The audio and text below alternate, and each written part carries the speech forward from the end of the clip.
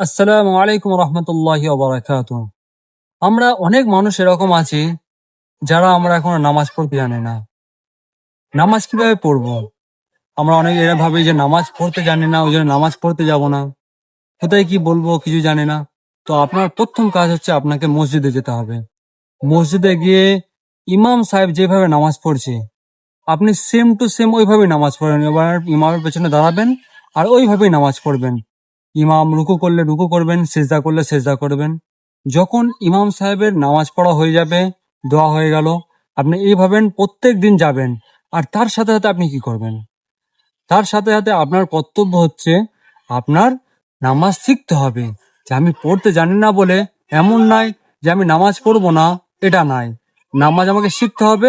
তো নামাজ শিখতে গেলে আপনাকে কি করতে হবে?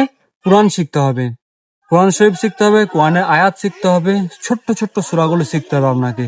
আর তার সাথে যে দোয়াগুলো আছে সেই দোয়াগুলো আপনাকে শিখতে হবে।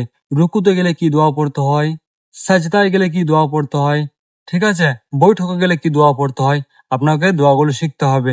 আর আপনি যদি চেষ্টা করেন তাহলে অবশ্যই পারবেন। নিজের মনোবলকে মজবুত করেন, নিজের চেষ্টা করেন, আর আজ থেকেই শুরু করে দেন। এমন নয় যে হ্যাঁ যখন টাইম খালি পাবো তখন শিখবো, যখন আমার কোনো কাজ থাকবে না তখন শিখে নেবো, এখন আমি খুবই বিজি, খুবই ব্যস্ত, এরকম চিন্তা ভাবনা রাখবেন না। হ্যাঁ, আপনার কাছে টাইম নাই, আপনি ব্যস্ত আছেন, তার মধ্যেও কিছু কিছু টাইম একটু বার করেন। কিছু কিছু টাইম বার করে আপনি শেখেন।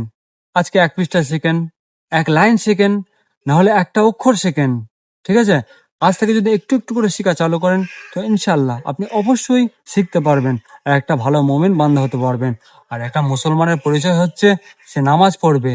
আর নামাজ যদি সে না পড়লো তাহলে সে মুসলমান কি করে হলো, তাই না?